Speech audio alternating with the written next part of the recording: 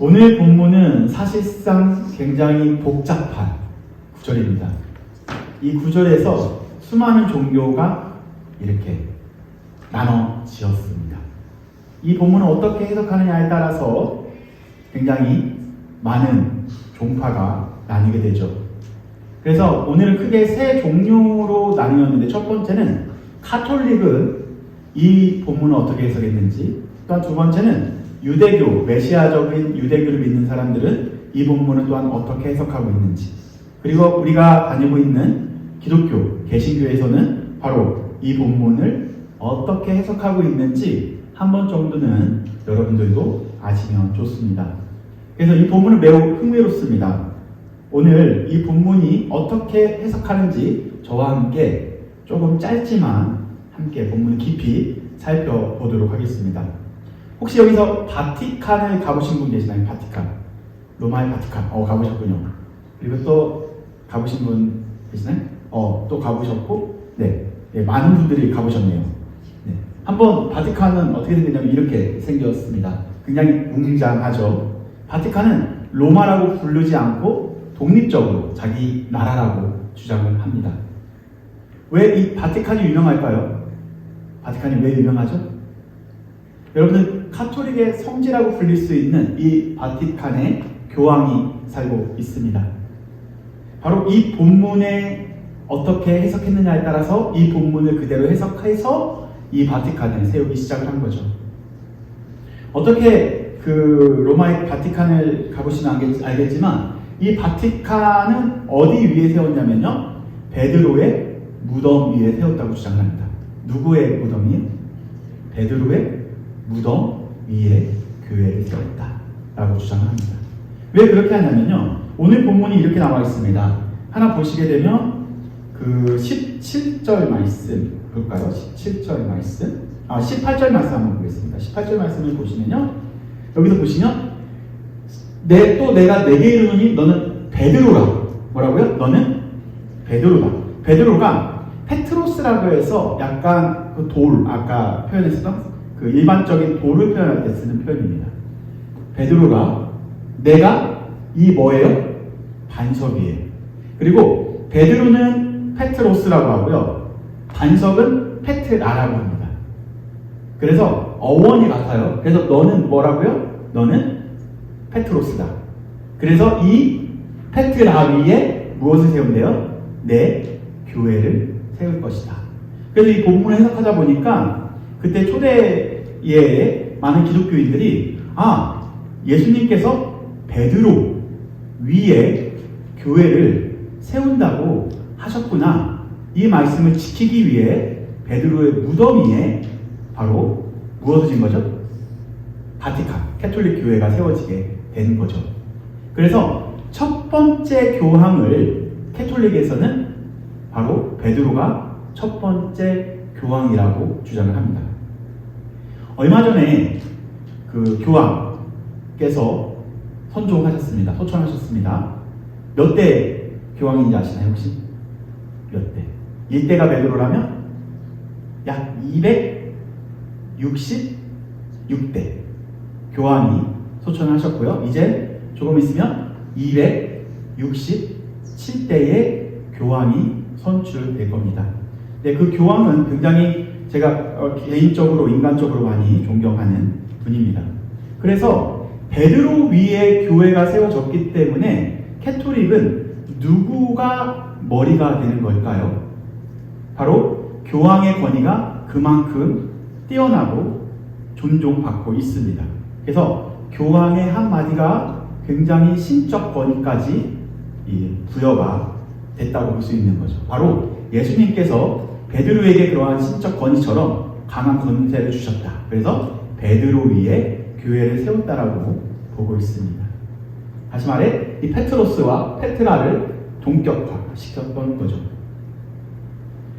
매우 흥미로운 표현이긴 하지만 사실상 이게 그 일반적으로 언어학을 공부하신 분들은 이게 성이 다르다라고 보실 수 있습니다. 그 고전어들은 다 성이 있습니다. 성. 명사를 보게 되면 남성 명사 혹은 여성 명사, 중성 명사가 있습니다. 페트로스는 이 남성 명사고 페트라는 여성 명사입니다. 그렇기 때문에 베드로 위에 교회를 세운다라고 얘기했었던 것은 사실상 문법적으로 맞지 않다 정도만 보시면 되겠습니다. 그래도 흥미롭죠? 네. 그래서 두 번째는 어디냐면요. 바로 아벤이라고 표현합니다. 이 반석을 히브리어로 번역하면 아벤이 됩니다. 아벤. 아벤은 또 뭐와 합성이 된다면 히브리어를 보게 되면요. 히브리어 아부와 벤의 합성어입니다. 아부는 뭐죠? 아부는 아버지. 예, 맞아요. 아버지와 그 다음 벤은 아들. 그러니까 아버지와 아들 위에 교회를 세울 것이다 라고 해석하는 학파들도 있습니다. 문자적으로 보게 되면 설득력이 있다 라고 볼 수는 있지만 사실상 신약 성경의 전체를 보게 되면 약간 좀 이 부분도 명확하지는 않습니다. 그렇다면 우리가 생각하고 있는 그 기독교에서는, 개신교에서는 이 본문을 어떻게 해석하는지 가장 성경적인 해석을 여러분들은 아실 필요가 있다는 거죠. 우선 베드로는 16절에 다음과 같이 고백을 합니다. 뭐라고 하냐면요. 예수님께서 제자들에게 야 너희는 나를 무엇라고 하느냐. 많은 사람들이 나에 대해서 어떻게 이야기하냐고 질문을 합니다. 그러니까 주변에 있었던 제자들이 이렇게 대답을 하죠. 당신을 세례요한이라고 표현하는 사람도 있고 당신은 선지자라고 표현하는 사람들도 있습니다 라고 말을 합니다. 혹은 또 엘리야라고도 이렇게 고백하는 사람도 있습니다 라고 말을 하는데 예수님께서 베드로에게 다음과 같이 질문합니다. 그렇다면 너는 나를 누구라고 생각하느냐? 라고 질문을 하죠. 그거에 대한 대답을 16절을 한번 보도록 하겠습니다. 다 같이 읽어보겠습니다. 시작.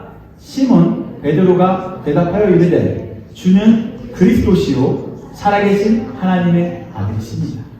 아멘. 이 고백이 바로 베드로가 한 고백입니다. 영어로 볼까요? You are the Christ, the Son of the living God. 아까 산소만. 예. 당신은 살아있는 하나님의 아들이십니다.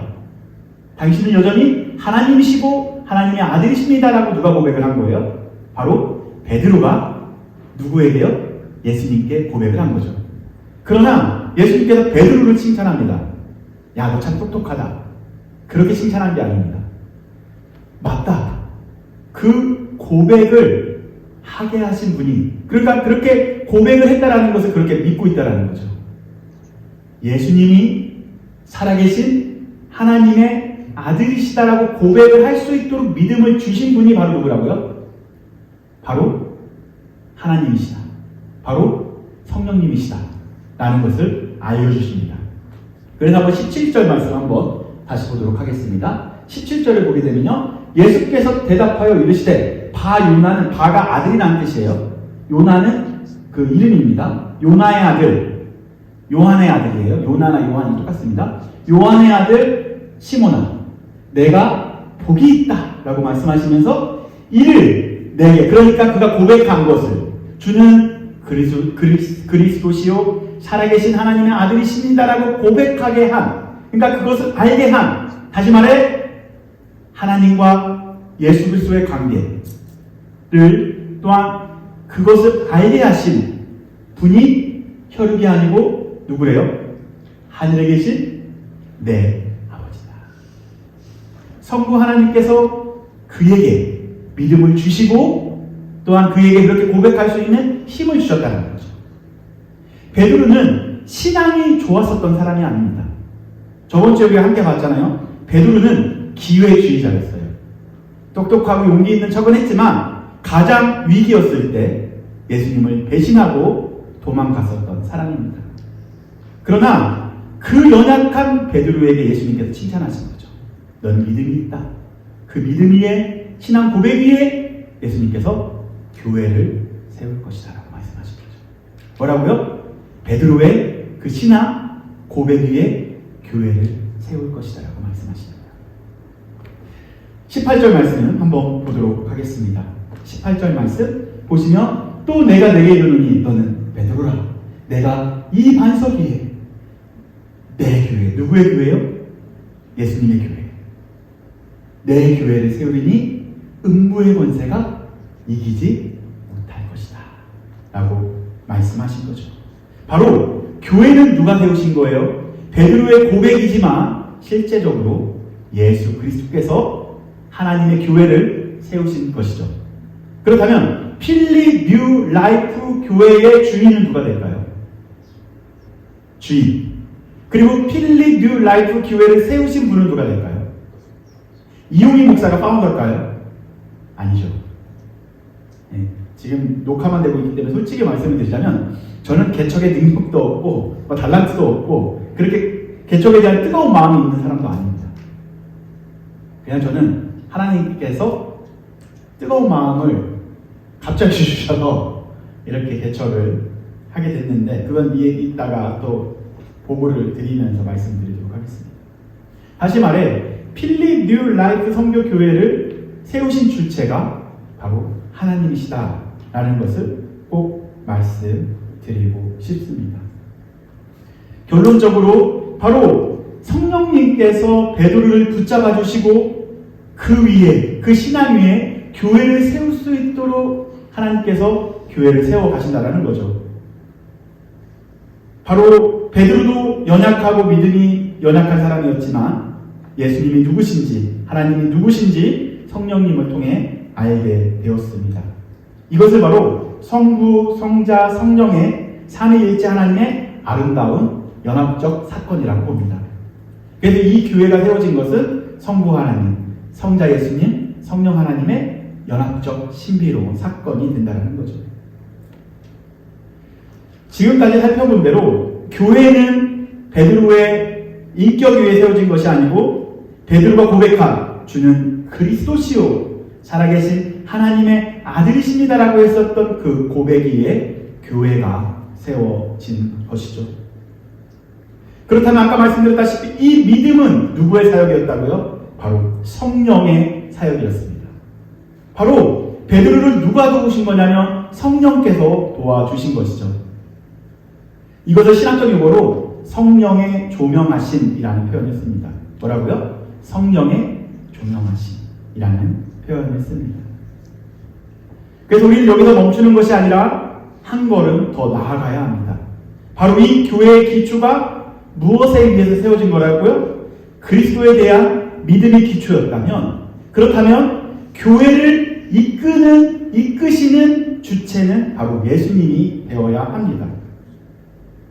이게 바로 기독교와 다른 종교의 차이점이라는 거죠.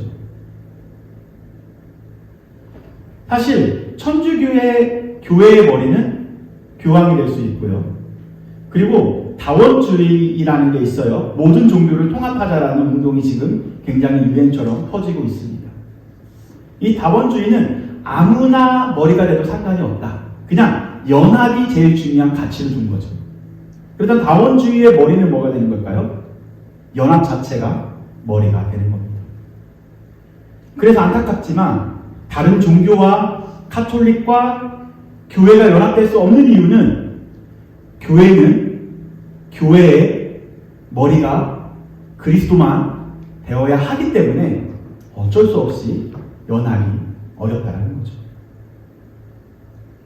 성경에서는 분명히 교회의 머리를 그리스도라고 가르쳐 주고 있습니다. 바울이 에베소서 5장 23절에 다음과 같이 이야기합니다. 한번 볼까요? 한번 보시면 에베소서 5장 23절 다 같이 읽어보도록 하겠습니다. 시작. 이는 남편이 아내의 머리됨이 그리스도께서 교회의 머리됨과 같음이니 그가 바로 몸의 주시다 라고 말씀하십니다. 바로 예수 그리스도께서 교회의 머리이시다 라고 말씀하시는 거죠. 그렇다면 이 교회가 머리라는 것은 모든 생각은 어디서부터 나오는 거죠? 머리로부터 나오는 거죠. 그죠? 그렇기 때문에 머리로부터 나온 생각을 몸이 이행하는 것처럼 그리스도의 생각대로 교회가 움직이는 것이 교회의 역할이라는 거죠. 다시 말해 우리 교회의 주인은 바로 그리스도가 되어야 합니다. 그렇다면 우리가 섬기고 있는 교회는 과연 안전할까요? 우리는 이 교회는 과연 성경이 말하는 그러한 교회다움을 지키고 있을까요? 교회 안에도 교회의 머리가 누가 되어야 하는지에 대해서 관심이 많이 있습니다. 1년 전에 이용인 목사가 교회를 시작했기 때문에 목사가 교회의 주인이 될 수 있을까요? 혹은 나중에 이 교회가 조직화가 되어지고 성장을 해서 정말로 건강한 교회가 되었다면 바로 직분자가 교회가 되어야 할까요? 아니면 우리는 민주주의에 살고 있기 때문에 성도가 교회의 주인이 되어야 할까요? 교회의 머리는 바로 예수 그리스도가 되어야 한다는 거죠. 이걸 좀 쉽게 표현하자면 예수 그리스도가 머리가 된다는 것은 그분의 이끄심을 우리는 기대해야 되고요. 그분의 뜻대로 하나씩 닮아가는 것이 교회의 정체성이 되어야 합니다. 그러나 더 중요한 것은 우리가 교회라고 말할 때 이 필립 뉴 라이프 이 성정교회보다 더 중요한 교회가 있습니다. 예수님께서 말씀하셨던 이 교회는 이 건물을 말씀하신 게 아닙니다. 옆 사람을 볼까요? 옆 사람. 바로 옆에 있는 사람이 교회예요. 당신이 교회입니다. 한번 얘기해 볼까요? 당신이 교회입니다. 당신이 교회입니다. 우리는 우리의 인생을 살 때 나의 주인을 누구로 삼으려고 하죠? 내가 주인 되려고 합니다. 그러나 우리는 사실상 2000년 전에 이미 예수님께서 핏값으로 사신 사람이에요. 내 머리가 내 머리가 아니에요. 내 머리죠. 그러나 중요한 것은 나를 예수 그리스도께서 십자가의 핏값으로 산 존귀한 존재라는 거죠. 그렇다면 우리가 교회라면 우리의 주인은 누가 되어야 되는 거예요? 바로 그리스도가 되어야 합니다. 그러나 여전히 나의 존재를 하나님께 드리는 것을 우리는 되게 버거워하고 어려워한다는 거죠. 여전히 내 생각대로 내 고집대로 나의 인생을 만들어가려는 것이 끊임없이 우리 안에 계속 우리 안에서 싸우고 있다는 거죠. 이런 교회는요, 그렇다고 무교의 주인은 아닙니다. 교회는 건물이 아닙니다. 교회당은 성도가 모이는, 교회가 모이는 장소일 뿐입니다. 진짜 교회는 바로 우리입니다. 우리가 바로 진짜 교회라는 거죠. 예수 그리스도께서는 이 건물인 교회에게도 관심이 있겠지만 사실 모여있는 여러분들에게 더 관심이 있으십니다. 그래서 바로 우리가 그리스도께서 이끄시는 그러한 교회가 되어야 한다는 거죠. 아멘. 나의 인생을 누가 이끌어야 된다고요? 예수 그리스도께서 이끄는 인생이 되어야 한다는 거죠. 그래서 우리가 교회당에 모였을 때는 항상 우리 입에서 신앙적인 고백이 나와야 합니다. 할렐루야, 아멘, 너무 기쁩니다, 힘들었습니다, 힘들었지, 그래 좀만 더 힘내자. 그러한 위로가 있고 권면이 있고 격려가 있고 칭찬이 있고 또 하나님께는 예배가 있고 찬양이 있는 그것이 바로 교회당인 거죠. 그래서 우리의 마음은 항상 성령으로 충만해야 합니다. 왜냐하면 우리가 교회이기 때문에 그런 거죠. 교회인 우리가 모이면 하나님을 찬양하고 교회인 우리가 모이면 전쟁과 같은 세상에서 치열하게 살아온 이런 성도님들을 서로 위로하고 서로 격려하고 또한 잘했으면 칭찬하고 그러한 교회가 되기를 소망합니다. 다소 교회의 건물을 보고 상황을 보고 상태를 보면 연약하다고 보여질 수도 있겠죠. 또한 연약한 성도가 교회에 올 수도 있겠죠. 그러나 우리는 그들을 정죄하지 말고 그들이 신앙적으로 잘 자랄 수 있도록 도와줘야 합니다. 그렇다면 신앙적으로 잘 자라게 도와주는 주체는 누가 될까요? 바로 베드로에게 신앙적 고백을 할 수 있도록 도와줬었던 그 성령님이 그들의 동역자가 될 것입니다. 바로 우리의 동역자가 될 것입니다. 신천지에서는 보혜사라는 단어를 가지고 굉장히 많이 사람들이 미혹합니다. 보혜사가 딱 2번 정도 나오거든요. 요한 복음에. 그래서 다른 보혜사를 보낸다라는 표현을 썼을 때 다른 보혜사를 자기네들이 막 숨긴 다음에 결론은 이만희로 묶어요. 근데 이 다른 보혜사는 뭘 이야기하는 거냐면 따라해볼까요? 파라칼레오.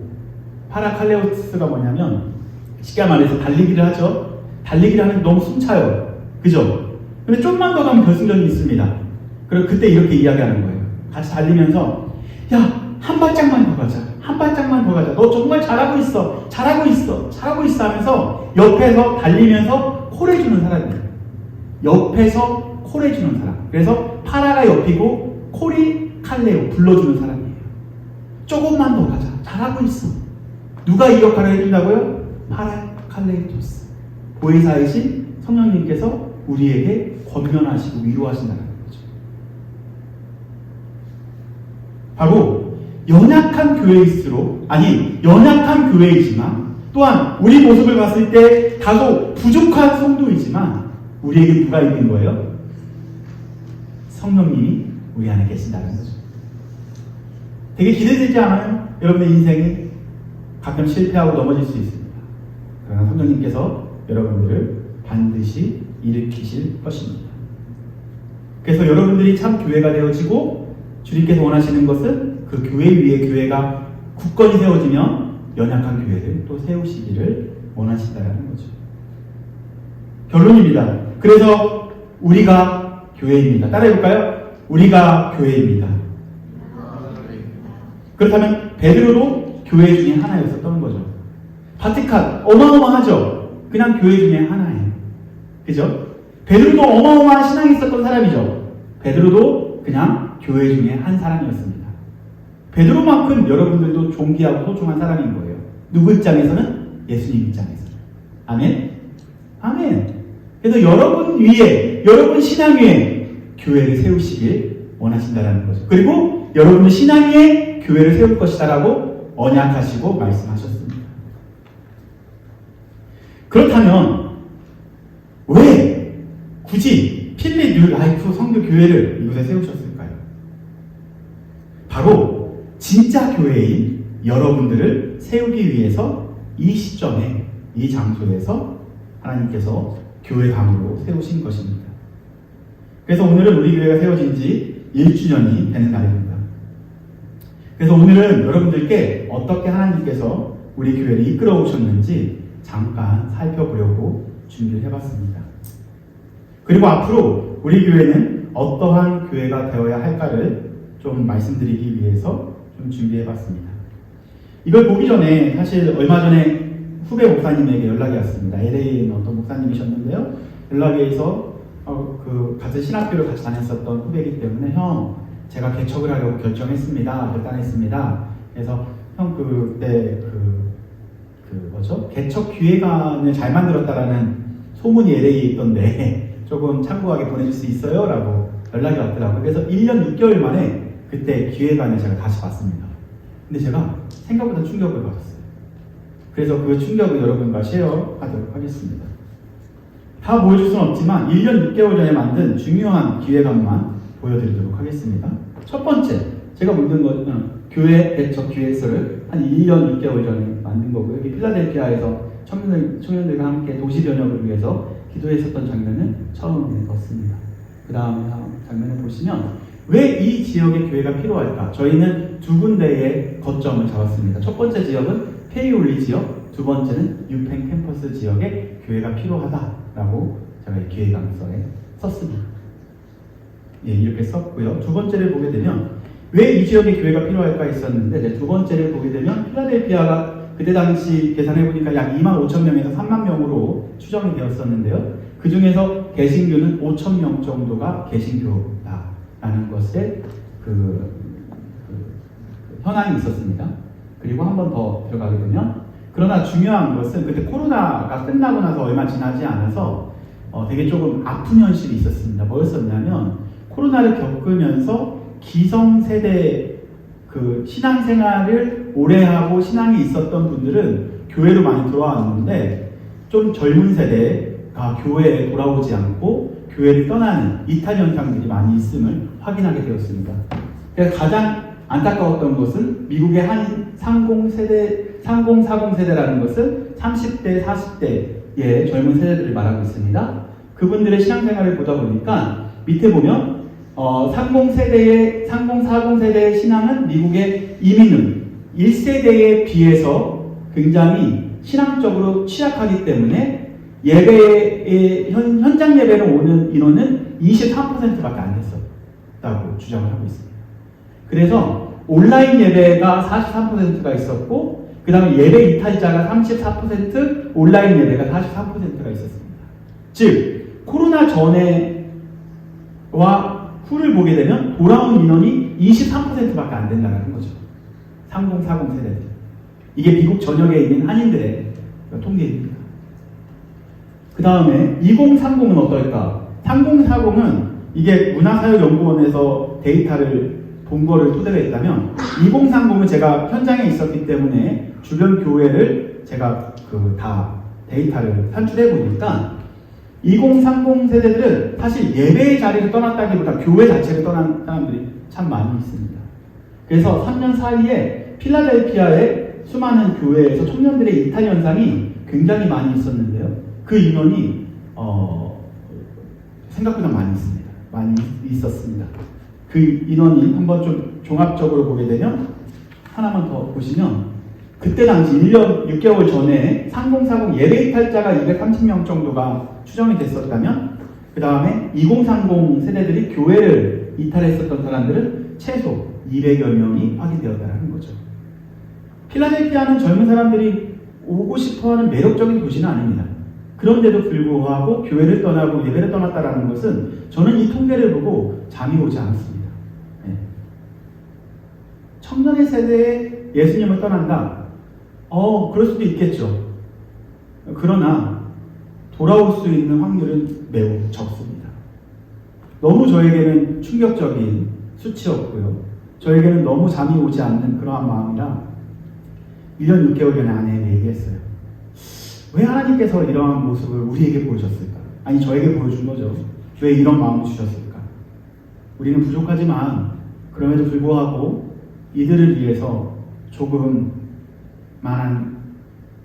하나님 나라의 사역에 기여를 하고 싶은 마음이 있는데 라고 해서 설득을 했습니다. 그래서 한 게 개척인데요. 개척을 해야만 이들이 돌아올 줄 알고 있어서 해봤습니다. 그러나 개척이 쉬울까요? 개척은 생각보다 이렇게 계획적이고 이렇게 정말 내가 개척을 하고 열심히 하면 이 2030 세대들이 몰려올 줄 알았어요. 그런데 개척을 하니까 2030, 3040 세대들이 우리 교회는 오지 않겠더라고요. 현실적으로 매력적이지 않겠더라고요.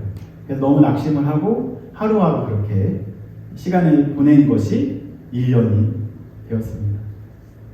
그렇게 이곳에서 매주 예배를 드리면서도 참 많은 일들이 있었습니다. 어쨌든 많은 일들이 있었지만 그래도 참 제가 감사했었던 것 중에 하나가 이번 주에 제가 유펜에 다니는 유학생 한 명을 월요일에 만나서 티타임을 가지면서 이런저런 이야기를 들었을 때 그래도 개척을 하기 잘했다라는 생각이 든 표현 하나가 있었습니다. 뭐였었냐면 목사님 사실 우리가 몇 년 전만 해도 유펜 유학생들이 복음화율이 3%도 안 됐습니다 라고 얘기합니다. 그러니까 대학교에 들어오면 다 교회를 안 다닌다라는 거죠. 3% 미만은 미전도 종족이라고 합니다. 예수님의 이름을 들어본 적조차 없는 사람들, 종족이라고 표현하죠. 그런데 얼마 전에 카운터를 해보니까 유펜 대학교만 봤었을 때 이제 유학생들이 2자릿수가 복음화율이 되었다고 저에게 이야기를 해줍니다. 너무 저에게 감사했었습니다. 필리드 라이프 교회는 제가 봤었을 때 필라델피아, 전미에서 봤을 때 가장 작고 연약한 교회입니다. 그러나 하나님께서 보내셔서 하나하나씩 순종해서 나아가다 보니 한 자릿수였었던 그 영혼들이 다시 2자릿수로 바뀌었다는 게 참으로 귀한 사건이지 않나, 하나님께서 기뻐하시는 사역이지 않나 라는 것을 한번 되돌아봤습니다. 그래서 그 친구에게 다음과 같이 이야기했습니다. 이제는 유펜을 넘어 템플과 드렉셀도 2자릿수가 되기 위해서 우리 함께 달려봅시다 라고 제가 도전을 주고 돌아왔습니다. 지금 여러분들과 나눈 것은 딱 1년 6개월 전에 제가 준비한 계획안이었습니다. 사실 제가 이걸 왜 안 봤냐면요, 이대로 기획했었던 대로 이루어지지 않을 거라고 저는 믿었기 때문에 그렇습니다. 왜냐하면 개척교회는 연약하고 사실상 그러한 일을 감당할 수 없다라고 저는 좌절했기 때문에 그냥 이걸 컴퓨터 뒤에 숨겨놨었는데 하나하나 보면서 작고 연약하지만 교회는 하나님께서 이끄신다. 교회는 하나님께서 이끌어 가신다라는 것을 다시 한번 경험해 보게 되었습니다. 저는 개척에 은사가 있는 목사도 아니고요. 저희 가정이 능력 있는 가정도 아닙니다.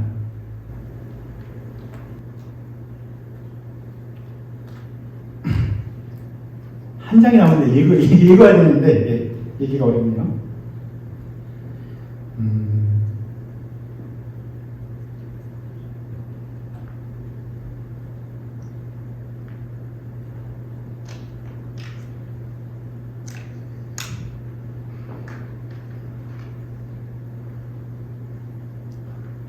영어로 먼저 정리하고 그 다음에 제가 뒤에 있는 거 읽는 게 더 좋을 것 같아요.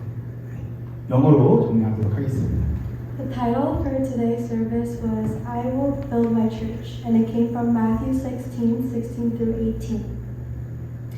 Today's passage is a complex one that has historical led to three major interpretations: Catholic, Messianic, Jewish, and Protestant. However, the main focus of today's message is not the theological debate, but to reflect on the depth of Peter's confession and the true foundation of the church. We must remember that the church is not built upon human authority, but upon the revelation of who Christ is. The true foundation of the church is not built on Peter as a person, but on the confession: "You are the Christ, the Son of the living God." This confession was revealed by the Father through the Holy Spirit. The true foundation of the church is the recognition and declaration of Jesus Christ. The true head of the church, if the foundation of the church is faith in Christ, then the head of the church must also be Christ himself.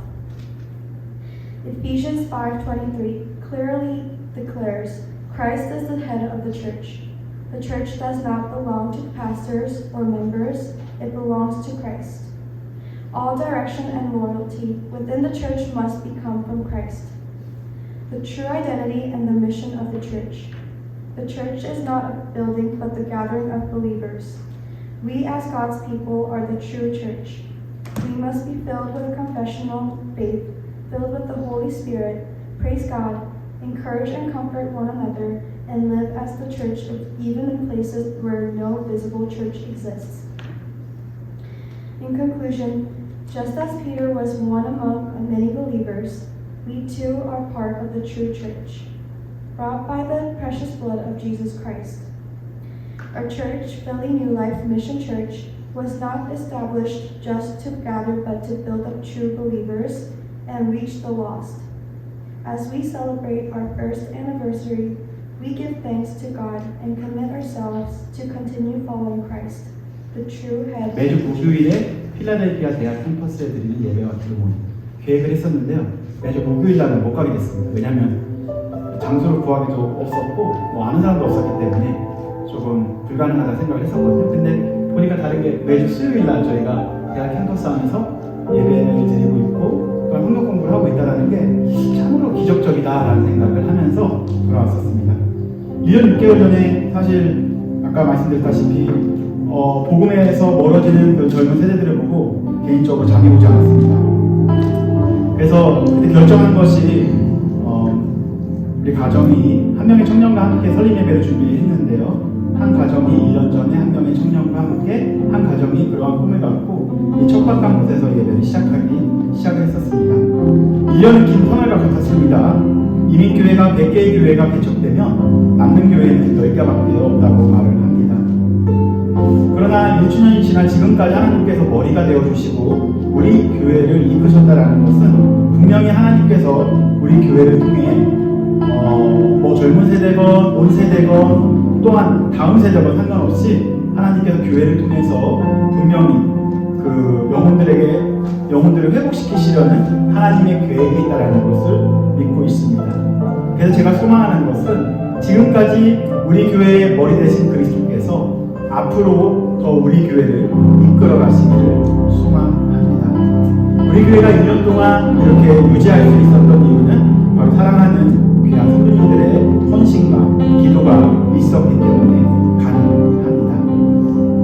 우리 함께 1년 달려왔지만 앞으로도 하나님께서 기뻐하시는 교회가 될 수 있도록 기도해 주시고 지금처럼 함께 달려가 주시면 감사하겠습니다. 뿐만 아니라 참 교회인 바로 여러분들의 삶에도 그리스도께서 이끄시는